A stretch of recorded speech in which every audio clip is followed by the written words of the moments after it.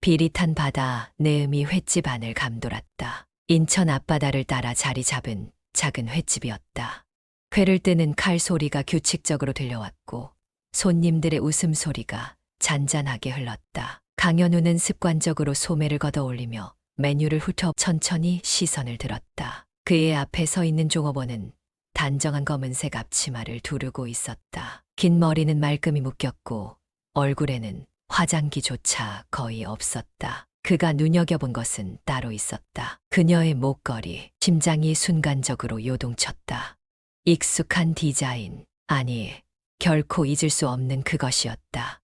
얇은 체인 끝에 작은 원석이 하나 달린 목걸이. 주문 도와드릴까요? 종업원의 목소리가 그의 생각을 깨뜨렸다. 강현우는 재빠르게 표정을 정리하며 메뉴판에 시선을 돌렸다. 그러나 그의 신경은 이미 전부 그녀의 목걸이에 가 있었다. 그 목걸이, 그녀가 눈을 깜빡이 자신을 내려다보았다. 아, 이거요. 그녀는 손끝으로 원석을 가만히 만졌다. 어머니께서 물려주신 거예요. 강현우의 손끝이 가늘게 떨렸다. 어머니께서 제가 어릴 때부터 늘 차고 다니셨어요. 그 순간 세상이 조용해졌다. 배경의 소음이 가라앉고 그의 기억이 과거로 끌려갔다. 이거 알아? 혜인이 해맑게 웃으며 목걸이를 손가락으로 튕겼다. 대학 캠퍼스 안, 가을의 낙엽이 바람에 흩날리고 있었다. 뭔데? 강현우는 그녀의 장난기, 어린 눈빛을 보며 피식 웃었다. 그녀는 가끔 이렇게 예고 없이 뭔가를 꺼내놓고 의미심장한 표정을 짓곤 했다. 이거 우리 엄마가 주신 건데 나중에 내가 사랑하는 사람한테 줄 거야. 그의 눈썹이 살짝 올라갔다. 나한테 주겠다는 거야? 케인이 짐짓 심각한 표정을 지으며 목걸이를 손으로 가렸다. 글쎄, 그건 내가 잘해야지. 강현우는 소리내어 웃으며 그녀의 머리를 가볍게 헝클었다. 그럼 난 앞으로 엄청 잘해야겠다. 케인은 그의 품에 몸을 기댔다. 그의 체온이 전해졌다. 가을 햇살이 두 사람을 감싸고 있었다. 강현우는 현실로 돌아왔다. 눈앞에 서 있는 젊은 여자는 여전히 그를 바라보고 있었다. 괜찮으세요? 그는 순간적으로 말문이 막혔다. 눈앞에 그녀가 너무도 익숙한 얼굴을 하고 있었다. 케인의 눈매와 똑같았다. 그는 간신히 미소를 지으며 고개를 끄덕였다. 아, 미안합니다. 잠시 생각이 좀. 그녀는 의아한 듯 했지만 더 묻지는 않았다. 주문하실까요? 그는 겨우 정신을 가다듬으며 메뉴판을 펼쳤다. 그러나 머릿속에는 하나의 의문만이 맴돌고 있었다. 설마 아니겠지. 그럴 리가 없어. 그러나 목걸이가, 그녀의 눈빛이, 그리고 그의 이름 없는 감각이 그를 놓아주지 않았다. 과거의 기억이 또다시 덮쳐왔다. 현우야. 그녀의 손이 그의 손을 붙잡았다. 떨리는 목소리, 눈물 맺힌 눈. 케이는 그날 밤 한참을 망설이다가 조용히 말했다. 나 우리 아이가 생겼어. 그 순간 시간이 멈춘 것 같았다. 강현우는 혀를 차며 이마를 문질렀다. 말도 안 돼. 이게 무슨... 케이는 손을 꼭 모으고 그를 올려다보았다. 우리 어떡하지? 그는 대답하지 못했다. 얼마 후 그는 자신의 아버지에게 그 사실을 털어놓았다. 말도 안 되는 소리 하지 마라. 아버지는 단칼에 잘라 말했다. 그 아이랑 당장 정리해. 그리고 당분간 학교도 나가지 마. 강현우는 당황한 얼굴로 반발했다. 아버지, 그럴 수 없어요. 저 혜인을 사랑해요. 그러나 아버지는 냉정했다. 그렇다면 넌 이 집안에서 나가야 한다. 그날 밤 혜인은 눈물을 흘리며 그에게 말했다. 나 혼자서라도 키울 거야. 혜인아, 괜찮아. 내가 힘든 거 알아. 그러니까 더 이상 부담 갖지 마. 그녀는 슬프지만 단호했다. 그 후 그는 아버지의 강요로 미국으로 떠났다. 혜인과 연락이 끊겼고 그녀의 소식은 전해지지 않았다. 현재로 돌아온 강현우는 숟가락을 손에 쥔 채 멍하니 있었다. 한유진, 그녀가 그의 딸일 수도 있다는 생각이 머릿속을 맴돌았다. 그럴 리가 없다고 애써 부정하면서도 그의 가슴은 지독하게 아려왔다. 비 오는 밤이었다. 빗물이 창틀을 두드렸고 축축한 공기가 방 안을 가득 채웠다. 아버지는 서재에서 조용히 책을 읽고 있었다. 단단한 손가락이 책장을 넘겼다. 강현우는 마른 침을 삼키며 조심스럽게 입을 열었다. 아버지, 드릴 말씀이 있습니다. 아버지가 천천히 시선을 들었다. 얼굴엔 엄격한 표정이 스며 있었다. 무슨 일이지? 현우는 손을 꼭 쥐었다. 차가운 공기가 살갗을 스쳤다. 그는 깊은 숨을 들이마시고 단도직입적으로 말했다. 케인이 임신했습니다. 찰나의 정적, 그리고 책을 덮는 묵직한 소리. 아버지는 미동도 없이 현우를 바라보았다. 다시 말해봐라. 현우는 입술을 깨물었다. 케인이 임신했다고요. 제 아이예요. 아버지의 표정은 여전히 변화가 없었다. 하지만 그가 천천히 자리에서 일어나며 풍기는 기운이 무겁게 방을 짓눌렀다. 그럼 어떻게 할 생각이냐? 책임지겠습니다. 책임? 아버지는 코웃음을 쳤다. 넌 아직 학교도 졸업하지 않았고, 가진 것도 없고, 아무것도 아니야. 그 여자가 누구든 상관없어. 당장 정리해. 그럴 수 없습니다. 현우의 목소리는 단호했다. 전 혜인을 사랑해요. 그리고 아이도 제 아이예요. 제가 책임질 겁니다. 아버지는 테이블을 손바닥으로 힘껏 내리쳤다. 사랑, 책임? 목소리가 단단하고 차가웠다. 내가 감히 내 앞에서 그런 말을 해. 내가 지금 책임질 수 있는 게 뭐가 있지? 돈이라도 있냐? 집이라도 있냐? 넌 아직 철없는 학생일 뿐이야. 현우는 아버지를 똑바로 바라보았다. 돈이 없으면 벌겠습니다. 학교도 다닐 수 없다면 중퇴하겠습니다. 전 혜인이랑 함께 할 겁니다. 그 순간 아버지는 현우의 뺨을 후려쳤다. 정신 차려. 따가운 충격이 얼굴을 타고 번졌다. 하지만 현우는 물러서지 않았다. 아버지, 제발. 그 여자 당장 정리해. 아버지의 목소리는 싸늘했다. 그렇지 않으면 넌 우리 집안에서 쫓겨나게 될 거다. 내 인생을 망치고 싶으면 망쳐라. 하지만 우리 가문 이름을 더럽히지는 마라. 현우는 주먹을 꽉 쥐었다. 그럴 수 없습니다. 아버지는 깊은 한숨을 내쉬었다.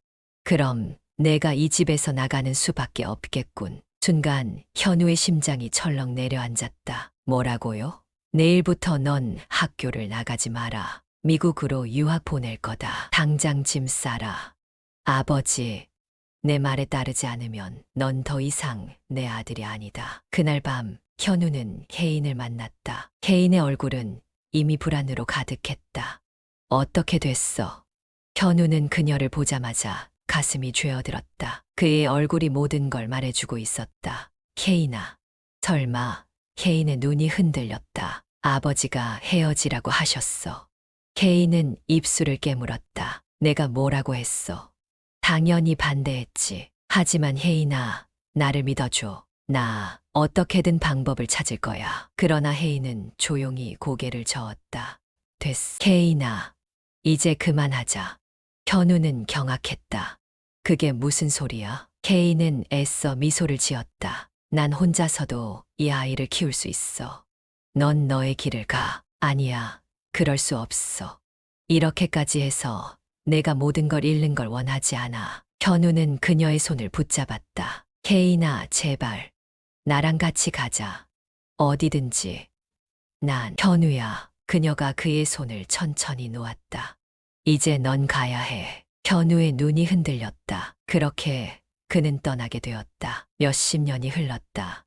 강현우는 홀로 호텔방에서 술잔을 기울였다. 테이블 위엔 낡은 서류 한 장이 놓여 있었다. 한예인 사망. 그의 손이 가늘게 떨렸다. 거짓말이지. 그녀는 이제 이 세상에 없었다. 그리고 그의 딸이 저 횟집에서 서빙을 하고 있었다. 현우는 술잔을 내려놓았다. 이제 그는 어떻게 해야 할까? 챗GPT의 말. 비릿한 바닷바람이 횟집 입구에서부터 스며들었다. 강현우는 문을 열고 천천히 안으로 들어섰다. 저녁이 가까워지면서 횟집은 조금씩 붐비고 있었다. 회를 뜨는 칼 소리가 규칙적으로 들렸고 손님들의 웃음소리가 잔잔하게 흘렀다. 그녀가 있었다. 한유진, 검은색 앞치마를 두른 채 손님들에게 미소를 지으며 주문을 받고 있었다. 긴 머리는 단정하게 묶여 있었고 눈빛은 단단해 보였다. 현우는 습관처럼 구석진 자리에 앉았다. 그녀는 아직 그를 의식하지 못한 듯 보였다. 하지만 그는 이미 며칠째 이곳을 찾고 있었다. 어서 오세요. 드디어 유진이 그의 테이블로 다가왔다. 또 오셨네요. 그녀는 여전히 경계하는 듯한 표정을 지으면서도 살짝 웃었다. 네, 여기 회가 마음에 들어서요. 현우는 평온한 목소리로 대답했지만 속은 복잡했다. 그녀의 목소리, 말투, 작은 습관 하나하나가 혜인을 떠올리게 했다. 오늘은 뭘 드릴까요? 지난번에 먹은 광어회가 좋았어요. 네, 광어회로 준비해 드릴게요. 유진은 노트에 몇 자 적고 돌아섰다. 현우는 그녀의 뒷모습을 바라보았다. 딸이었다. 분명한 확신이 들었다. 하지만 그는 지금 당장 나는 내 아버지다라고 말할 수 없었다. 그녀는 그를 어떻게 받아들일까? 혜인의 딸로서 자신을 버린 남자를 용서할 수 있을까? 그녀가 다시 돌아왔을 때 그는 일부러 가벼운 질문을 던졌다. 여기서 일하신 지 오래됐나요? 유진은 주문한 음식을 내려놓으며 짧게 대답했다. 네, 꽤 됐어요. 고향이 인천인가요? 유진은 손을 멈추고 잠시 그를 바라보았다. 왜요? 경계심이 느껴지는 눈빛이었다. 현우는 서둘러 미소를 지었다. 그냥요. 요즘 젊은 분들은 외지에서 올라와서 일하는 경우가 많더라고요. 유진은 잠시 고민하더니 대답했다. 네, 인천에서 나고 자랐어요. 부모님도 함께 사시나요? 그녀의 표정이 살짝 어두워졌다. 어머니랑 둘이 살았었어요. 그런데 몇 년 전에 돌아가셨어요. 현우의 가슴이 무너져 내렸다. 그녀는 담담하게 말했지만 그 안에 담긴 슬픔이 느껴졌다. 죄송합니다. 유진은 얕은 미소를 지었다. 괜찮아요. 오래됐어요. 그녀는 다시 돌아서서 바쁘게 움직였고 현우는 그녀를 바라보며 깊은 한숨을 삼켰다. 몇 주가 지나면서 그는 계속 횟집을 찾았다. 유진도 처음처럼 그를 경계하지는 않았다. 광어회, 오늘도 드시겠어요? 그녀는 이제 자연스럽게 말을 걸었다. 오늘은 도미회로 할게요. 변화가 필요하신가 봐요. 현우는 피식 웃으며 대답했다. 매일 같은 걸 먹다 보면 질리니까요. 유진은 씩 웃었다. 다행이네요. 오늘따라 도미가 아주 싱싱하거든요. 현우는 그녀의 표정에서 혜인의 모습이 겹쳐 보이는 순간을 느꼈다. 그렇게 그는 그녀를 조금씩, 아주 조금씩 알아가고 있었다. 어느 날 횟집이 한산한 시간이었다. 현우는 물잔을 만지작거리며 조심스럽게 물었다. 혹시 꿈이 있나요? 유진은 잠시 고민하다가 대답했다. 저요? 아직 모르겠어요. 아직 찾지 못한 건가요? 그런 것 같아요. 그녀는 가만히 창밖을 바라보았다. 예전에는 요리사가 되고 싶었어요. 하지만 현실은 쉽지 않더라고요. 현우는 그녀의 손끝을 바라보았다. 그 손은 강하고 단단했다. 힘든 삶을 살아온 흔적이 고스란히 남아 있었다.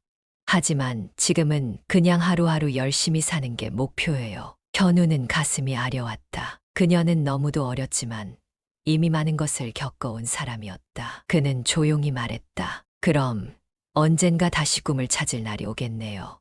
유진은 그를 바라보았다. 그녀의 눈빛은 조금씩 그를 받아들이고 있었다. 그는 조심스럽게 아주 천천히 다가가고 있었다. 유진은 여전히 믿기지 않는다는 듯 서류를 내려다보았다. 비서요? 강현우는 미소를 지으며 고개를 끄덕였다. 그래요.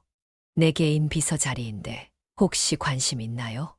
유진은 서류를 손끝으로 만지작거리며 다시 그를 올려다보았다. 저 같은 사람이 이런 회사를 들어갈 수 있을까요? 당연하죠. 현우는 자신감 있게 대답했다. 회사는 능력을 보고 사람을 뽑는 겁니다. 그리고 유진 씨는 성실하고 근면하고 책임감이 있어 보여요. 내가 찾던 사람이에요. 유진은 의아한 표정을 지었다. 하지만 전 사무직 경험도 없고 심지어 대학교도 안 나왔어요. 그건 중요한 문제가 아닙니다. 중요한 건 당신이 기회를 잡을 준비가 되어 있느냐는 거죠. 유진은 한동안 말이 없었다.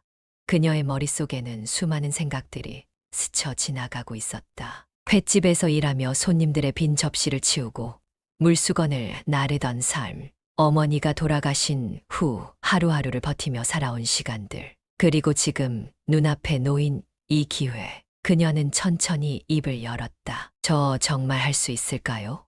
현우는 부드럽게 웃으며 말했다. 할 수 있습니다. 내가 도울 테니까요. 며칠 후 유진은 정장을 차려입고 회사 건물 앞에 서 있었다. 거대한 유리 건물, 바삐 움직이는 정장 차림의 사람들, 로비에서부터 느껴지는 세련된 분위기. 내가 여기서 일을 하게 될 줄이야. 긴장된 마음을 부여잡고 안으로 들어서자 안내 데스크 직원이 그녀를 반갑게 맞이했다. 한유진 씨 맞으시죠? 네, 대표님이 기다리고 계십니다. 이쪽으로 안내해 드릴게요. 엘리베이터를 타고 꼭대기층으로 올라가는 동안 유진은 깊게 숨을 들이마셨다. 할 수 있어. 잘할 수 있어. 문이 열리자 익숙한 목소리가 들려왔다. 왔군요. 현우는 여유로운 미소를 지으며 그녀를 반겼다. 이제부터 본격적으로 일해봅시다. 유진의 첫 업무는 단순했다. 일정 정리, 서류 정리, 전화 응대. 처음에는 실수도 많았다. 유진 씨, 이 서류는 오늘 중으로 처리해야 합니다. 네, 바로 하겠습니다. 그리고 대표회의 일정은 이 시간에 조정하는 게 좋겠어요. 알겠습니다. 처음 접하는 환경에 당황할 때도 있었지만 그녀는 지치지 않았다. 퇴근 후에도 노트북을 켜고 메모를 정리했다. 사무직 업무가 처음이라 서툴렀지만 그녀는 남들보다 2배, 3배 더 노력했다. 며칠이 지나자 직원들의 반응도 달라졌다. 한 비서님, 요즘 많이 익숙해지신 것 같아요. 아직 부족하지만 열심히 배우고 있어요. 유진은 회사에서 점점 자리를 잡아갔다. 하지만 회사 내에는 그녀를 곱게 보지 않는 사람들도 있었다. 대표님이 왜 저런 애를 비서로 뽑았을까? 전문성도 없어 보이는데 도대체 무슨 연줄이지? 수군거리는 소리가 가끔 들려왔다. 유진은 모른 척했지만 가끔 가슴 한쪽이 답답해졌다. 그러던 어느 날 대표실에서 현우와 단둘이 있을 때였다. 유진 씨, 요즘 일하는 건 어때요? 유진은 고민하다가 조심스럽게 입을 열었다. 솔직히 말하면 아직도 제가 여기 있을 자격이 있는지 모르겠어요. 왜 그렇게 생각하죠? 사람들이 그러더라고요. 대표님이 왜 저를 뽑았는지 모르겠다고. 현우는 잠시 말이 없었다. 그러다 천천히 단호한 목소리로 말했다. 유진 씨, 신경 쓰지 마세요. 하지만 사람들은 언제나 말이 많아요. 하지만 중요한 건 본인이 어떻게 하느냐죠. 현우는 그녀를 똑바로 바라보며 덧붙였다. 그리고 나는 유진 씨를 믿어요. 그러니까 유진 씨도 스스로를 믿어야 합니다. 유진은 그 말을 가만히 되새겼다. 그제야 조금 마음이 편안해지는 것 같았다. 그렇게 시간이 흐르며 유진은 점점 성장했다. 회의록을 정리하는 속도도 빨라졌고 일정 관리도 완벽하게 해냈다. 그녀의 업무 능력을 인정하는 사람들이 하나둘씩 늘어갔다. 그리고 어느 날 현우는 유진에게 뜻밖의 제안을 했다. 이제 한 단계 더 나아가 봅시다. 비서로만 남지 말고 좀 더 중요한 업무도 맡아보는 건 어때요? 유진은 순간 망설였다. 내가 더 큰 일을 맡을 수 있을까? 그러나 그녀는 곧 스스로에게 되뇌었다. 난 할 수 있어. 더 성장할 수 있어. 그녀는 고개를 들고 미소 지었다. 해보겠습니다. 그녀의 새로운 도전이 시작되고 있었다. 회사 복도에서 속삭이는 소리가 들려왔다. 대표님이 한 비서를 너무 특별 대우하는 거 아냐? 그러니까. 저렇게 신입이 빠르게 승진하는 경우 봤어. 아무리 봐도 이상해. 도대체 무슨 관계지? 유진은 걸음을 멈추고 무심코 문 너머의 소리에 귀를 기울였다. 특별 대우? 가슴 한쪽이 서늘해졌다. 그녀는 이를 악물고 아무렇지 않은 척 걸음을 옮겼다. 하지만 그날 이후 그녀를 향한 시선이 달라졌다. 회의실에서 발표를 할 때도, 직원들에게 자료를 전달할 때도 사람들은 그녀를 곁눈질하며 수군거렸다. 유진은 그런 시선을 애써 무시하려 했지만 속으로는 점점 불안해졌다. 그리고 의문이 들기 시작했다. 대표님은 왜 나를 이렇게까지 챙겨주는 걸까? 그날 저녁 유진은 사무실 정리를 하다가 대표실의 문이 열려 있는 것을 보았다. 현우는 전화 통화를 하며 책장을 정리하고 있었다. 아, 네. 자료는 내일 오전까지 보내주시면 됩니다. 그는 통화를 끝내고 서류를 책상 위에 내려놓았다. 유진은 문 앞에서 망설이다가 조심스럽게 입을 열었다. 대표님. 현우가 고개를 들었다. 유진 씨, 아직 퇴근 안 했어요? 잠깐 할 말이 있어서요.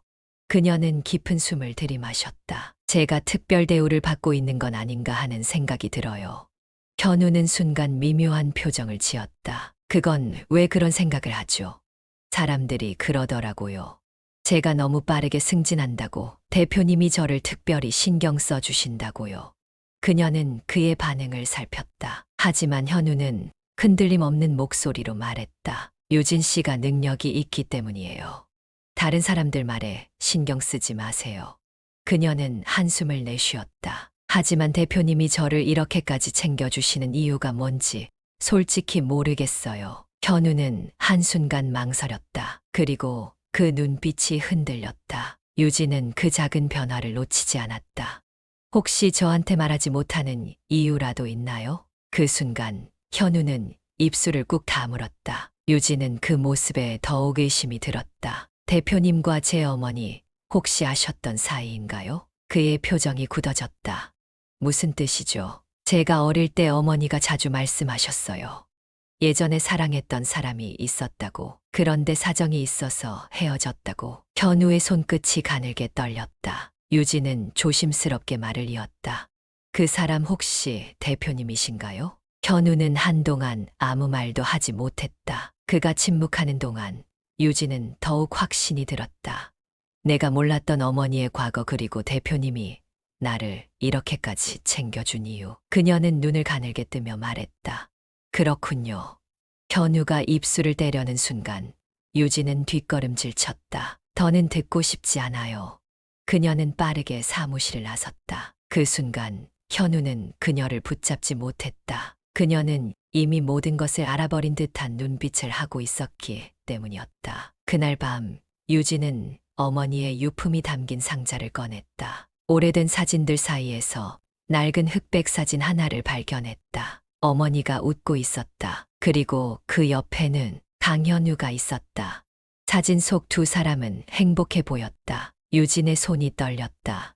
왜 지금까지 말하지 않은 거야? 그녀는 혼란스러웠다. 눈앞의 현실을 받아들이기가 힘들었다. 하지만 확실한 것은 하나였다. 그녀의 삶은 이제 더 이상 예전과 같을 수 없다는 것이었다. 밤 공기가 차가웠다. 유진은 사무실을 나온 뒤에도 한동안 건물 앞 벤치에 앉아 있었다. 손끝이 떨렸다. 아직도 믿기지 않았다. 대표님이 내 아버지일지도 모른다. 사진 속에서 젊은 시절의 어머니와 함께 웃고 있던 남자. 그게 강현우였다. 그가 자신을 특별히 챙겼던 이유. 그가 어머니의 목걸이를 보고 충격을 받은 이유. 그가 자신에게 한없이 관대했던 이유. 모든 게 맞물려 돌아갔다. 하지만 유진은 인정하고 싶지 않았다. 왜 이제야 나타난 거야? 28배 동안 그녀는 단 한 번도 아버지의 존재를 의식한 적이 없었다. 어머니는 아버지에 대해 거의 이야기하지 않았다. 단지 그 사람도 사정이 있었겠지 라는 말만 남긴 채 세상을 떠났다. 그 사정이란 게 결국 이거였을까? 부유한 집안에서 태어나 가문의 뜻에 따라 어머니를 떠나고 이제 와서 미안하다는 듯 다가오는 것. 분노와 혼란이 뒤섞였다. 그때 전화기가 울렸다. 대표님.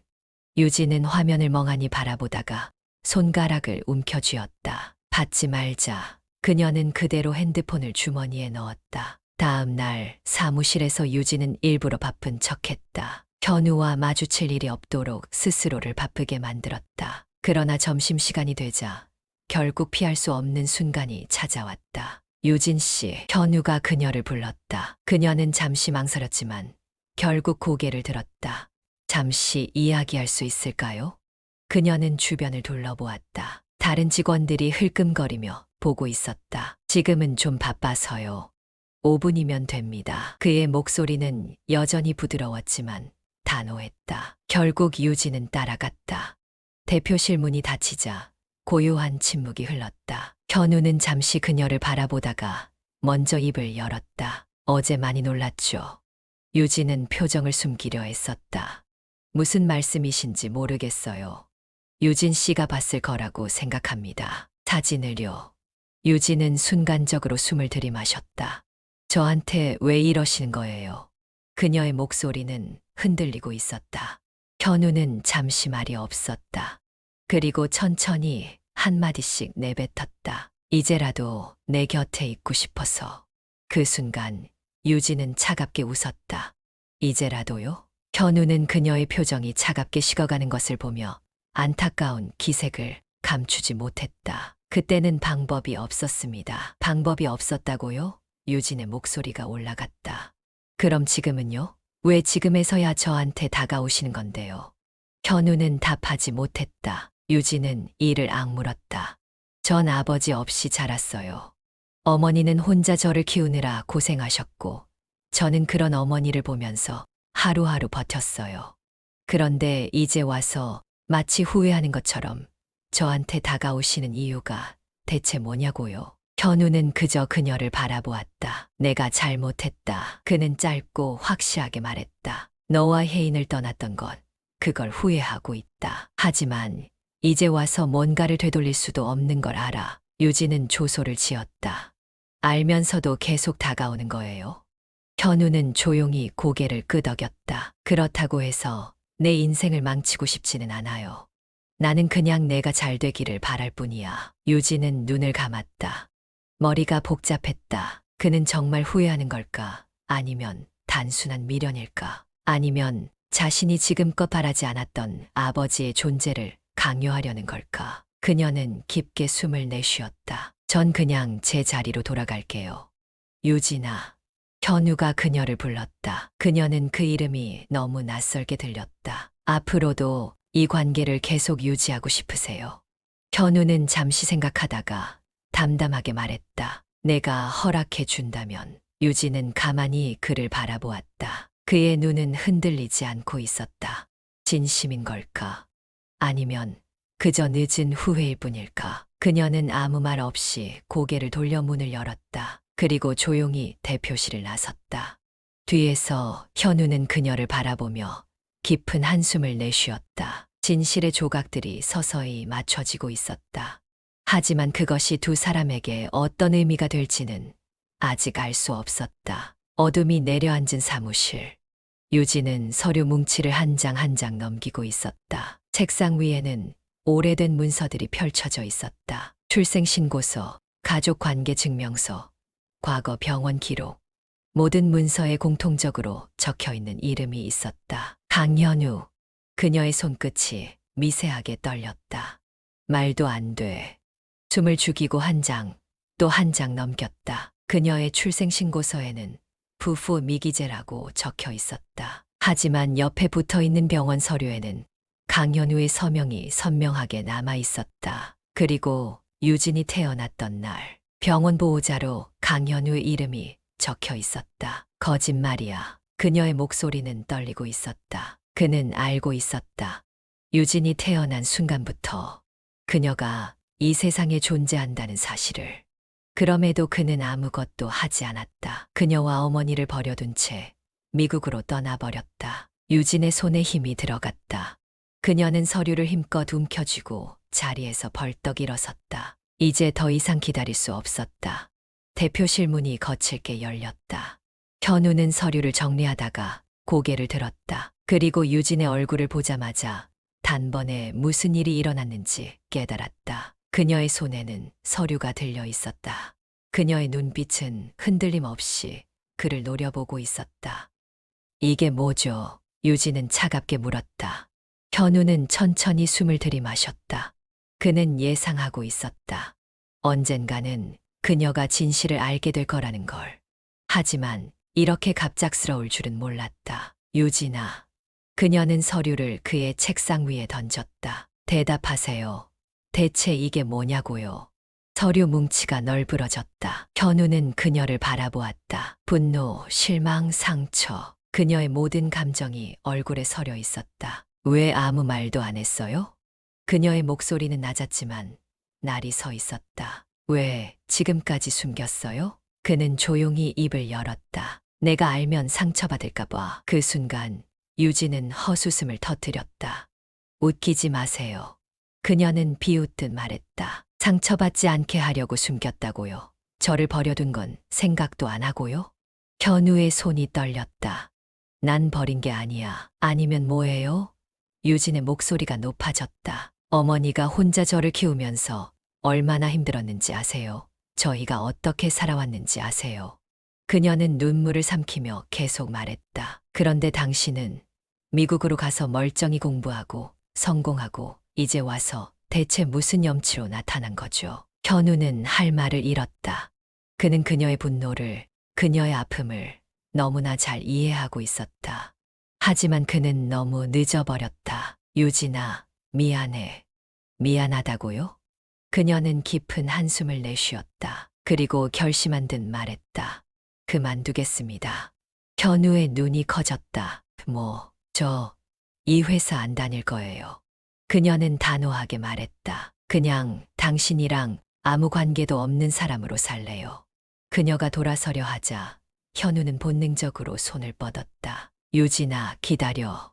그녀의 팔을 붙잡았다. 유진은 거칠게 팔을 뿌리쳤다. 이제 와서 무슨 의미가 있어요? 현우의 목소리가 떨렸다. 내가 나를 용서해 주지 않아도 좋아. 그는 필사적으로 말했다. 하지만 제발 그냥 떠나지 마. 그녀는 조용히 그를 바라보았다. 그의 눈동자는 간절함으로 가득 차 있었다. 하지만 이미 그녀의 마음은 닫혀 있었다. 이제 상관하지 마세요. 그녀는 마지막 말을 남긴 채 대표실 문을 박차고 나갔다. 그리고 문이 닫히는 순간 현우는 무너지는 듯한 한숨을 내쉬었다. 그녀를 붙잡고 싶었다. 하지만 그녀는 이미 너무 멀리 가버린 것 같았다. 밤늦은 사무실, 그리고 공허한 침묵. 강현우는 책상 위에 놓인 사직서를 바라보았다. 한유진, 그녀의 이름이 선명하게 적혀 있었다. 몇 시간 전 그녀는 이 서류를 내려놓고 아무 말 없이 사무실을 떠났다. 현우는 손끝으로 서류를 만지작거렸다. 떠나겠다는 그녀를 붙잡을 수 있을까? 아니, 붙잡을 자격이 있을까? 유진은 집으로 돌아와 캐리어를 꺼냈다. 옷을 개어넣고 책들을 정리하고 몇 년 동안 쌓아둔 서류를 하나씩 정리했다. 이제 이곳을 떠나야 해. 이 회사도, 이 도시도, 그리고 그 사람도. 그녀는 손을 멈추고 가만히 서 있었다. 책장 한편에 놓인 낡은 상자가 눈에 들어왔다. 어머니의 유품을 모아둔 상자. 유진은 천천히 상자를 열었다. 그 안에는 노란 빛이 바른 편지 한 통이 있었다. 사랑하는 유진아. 어머니가 남긴 편지였다. 그녀는 조심스럽게 종이를 펼쳤다. 현우는 운전대를 잡고 있었다. 차창 너머로 보이는 도시는 어두웠다. 유진을 붙잡아야 했다. 그녀가 완전히 떠나기 전에 그가 뒤늦게 깨달은 것들이 너무 많았다. 개인을 떠났던 순간, 그녀가 자신의 손을 잡고 간절하게 말했던 순간들. 우린 함께 할 수 있을 거야. 그때 그는 혜인의 손을 놓았다. 그리고 이제 유진까지 놓칠 수 없었다. 편지의 내용은 짧았지만 깊었다. 유진아, 언젠가 내가 아버지에 대해 묻는다면 나는 그 사람이 널 사랑했었다고 말해주고 싶구나. 유진은 손끝을 꽉 쥐었다.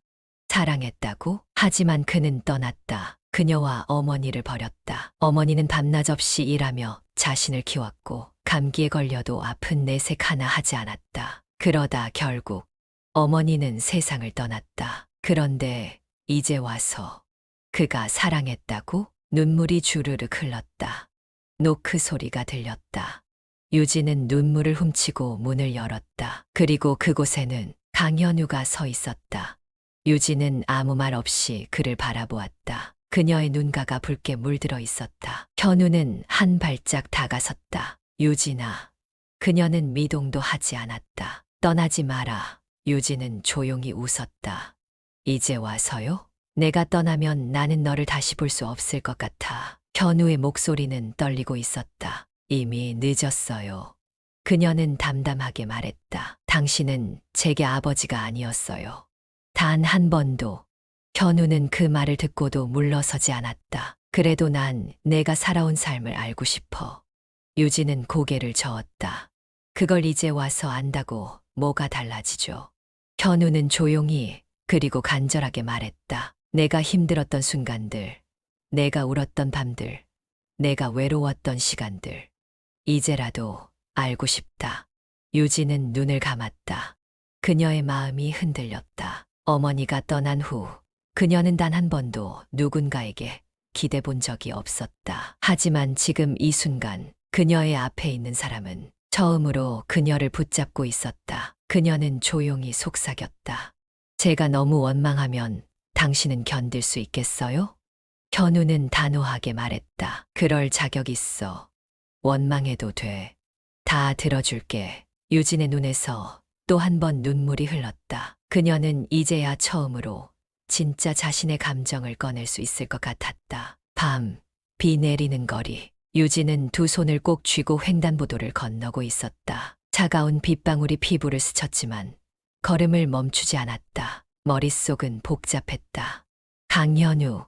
그는 끊임없이 다가왔다. 떠나려고 할 때마다, 포기하려 할 때마다 그는 다시 나타났다. 하지만 그녀는 아직도 마음을 열 수 없었다. 그는 너무 늦었다. 너무 오랜 시간이 흘러버렸다. 그 순간이었다.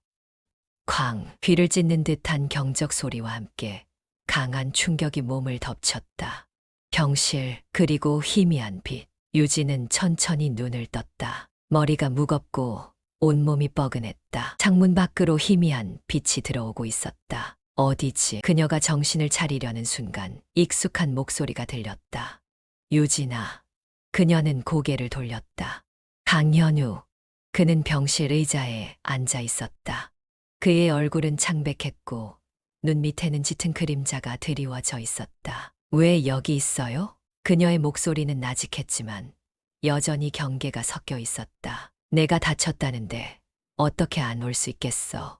그는 조용히 웃었지만 그 미소에는 안도와 걱정이 섞여 있었다. 많이 다치진 않았어. 뼈에는 이상 없고 타박상만 좀 있는 정도야. 유진은 천천히 숨을 들이마셨다. 괜찮아요. 그러니까 이제 돌아가세요. 현우는 미동도 하지 않았다. 내가 괜찮을 때까지 있을 거야. 이럴 필요 없어요. 그럴 필요 있어. 그는 단호했다. 나는 내 아버지야.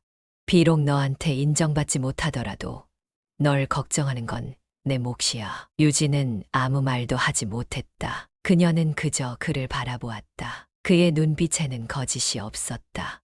그녀는 어릴 때부터 아버지란 존재를 떠올린 적이 없었다. 하지만 지금 눈앞의 남자는 자신을 위해 밤을 새우고 있었다. 그의 방식으로 그녀를 사랑하고 있었다. 며칠 후 퇴원하는 날. 차로 데려다 줄게. 현우가 말했다. 유진은 고개를 저었다. 혼자 갈 수 있어요. 그래도 그는 고집스러웠다. 결국 유진은 한숨을 쉬며 차에 올랐다. 차 안은 조용했다. 유진은 창밖을 바라보며 조용히 입을 열었다. 어머니가 살아계실 때 저한테 아버지 이야기를 거의 안 하셨어요. 현우는 핸들을 쥔 손에 힘을 주었다. 그래서 저는 궁금하지도 않았어요. 그녀는 천천히 말을 이어갔다. 아버지가 없다는 건 그냥 제 삶의 일부였거든요. 현우는 조용히 그녀를 바라보았다. 그런데 이제 와서 아버지가 있다는 게 솔직히 혼란스러워요. 그녀는 고개를 돌려 그를 마주했다. 전 아직도 받아들이기 힘들어요. 현우는 천천히 고개를 끄덕였다. 그렇겠지. 그는 잠시 말을 멈췄다가 담담하게 말했다. 그렇다고 해서 내가 널 포기할 수는 없어. 유진은 눈을 내리깔았다. 그의 진심이 전해졌다. 그리고 그녀는 조금씩 깨닫기 시작했다. 그는 그 나름의 방식으로 늦게나마 그녀를 사랑하고 있었다는 걸.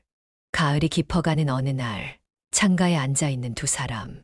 유진은 따뜻한 커피를 한 모금 마시며 창밖을 바라보았다. 노랗고 붉게 물든 나무잎들이 바람에 흔들리고 있었다. 그 맞은편에서 강현우는 조용히 그녀를 바라보고 있었다. 요즘 어떻게 지내? 그의 목소리는 부드러웠다. 유진은 한참 고민하다가 천천히 입을 열었다.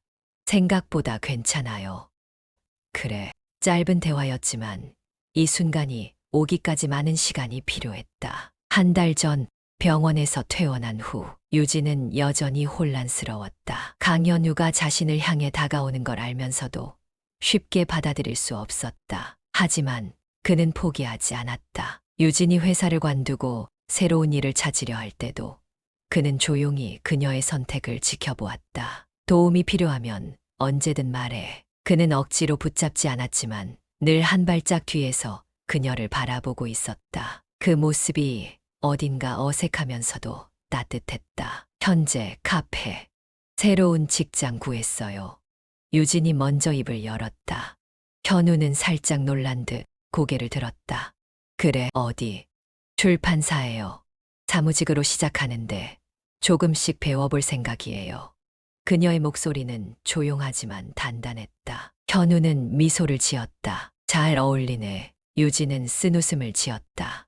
대표님도 저한테 회사 다니는 게 잘 어울린다고 했었죠. 현우는 순간 멈칫했다. 그녀가 자신을 여전히 대표님이라고 부른다는 사실이 어쩐지 씁쓸했다. 하지만 그는 그 말을 정정하지 않았다. 그녀가 천천히 다가올 때까지 그는 기다릴 생각이었다. 이별처럼 보이지만 새로운 시작. 카페에서 나와 함께 걷는 길. 차가운 바람이 불었지만 두 사람 사이의 공기는 이상하게도 편안했다. 앞으로도 연락해도 돼요? 유진이 조심스럽게 물었다. 현우는 놀란 듯 그녀를 바라보다가 천천히 미소 지었다. 물론이지. 그녀는 잠시 망설이다가 덧붙였다. 아버지라고 부르진 못하겠지만 그래도 가끔은 볼 수 있을 것 같아요. 그 한마디가 그에게는 너무나도 소중했다. 그거면 충분해. 현우는 깊은 숨을 들이마셨다. 그녀가 완전히 자신을 용서할 수 없다는 걸 알고 있었다. 하지만 그녀가 조금이라도 받아들일 수 있다면 그것만으로도 감사했다. 그는 더 이상 강요하지 않았다. 그녀의 속도를 맞추며 조용히 곁에서 걸었다. 그렇게 두 사람은 아버지와 딸이라는 이름으로 묶이지 않은 새로운 가족의 형태를 만들어가고 있었다. 엔딩. 몇 년 후 유진은 책상 위의 원고를 정리하며 노트북을 닫았다. 창밖을 보니 가을 하늘이 선명했다. 핸드폰을 집어들고 메시지를 보냈다. 오늘 저녁 시간 되세요? 같이 밥이나 먹죠. 잠시 후 답장이 왔다. 좋아. 어디서 볼까? 유진은 가만히 화면을 내려다보았다. 그리고 잔잔한 미소를 지었다. 때로는 인연이 끊어졌다고 생각한 순간에도 보이지 않는 실로 이어져 있음을 깨닫게 됩니다. 아무리 멀어졌다고 해도 진심이 닿는다면 결국 다시 만나게 되죠. 오늘 이야기는 한 가족의 아픔과 화해, 그리고 새로운 관계의 시작을 담아봤는데요. 완전한 용서는 아닐지라도 서로를 조금씩 이해하려는 과정이 중요하다는 걸 다시금 느낄 수 있었습니다. 어쩌면 우리도 살아가면서 뜻하지 않은 이별과 후회를 경험할지 모릅니다. 하지만 진심을 전하는 용기를 낸다면 언젠가 다시 마주할 수 있는 날이 오지 않을까요? 그날이 오기까지 우리는 각자의 자리에서 성장하고 또 한 걸음 나아가야 할 것입니다. 오늘 사연이 여러분께도 작은 위로가 되었길 바랍니다. 이야기가 마음에 드셨다면 구독과 좋아요, 알람 설정까지 부탁드릴게요.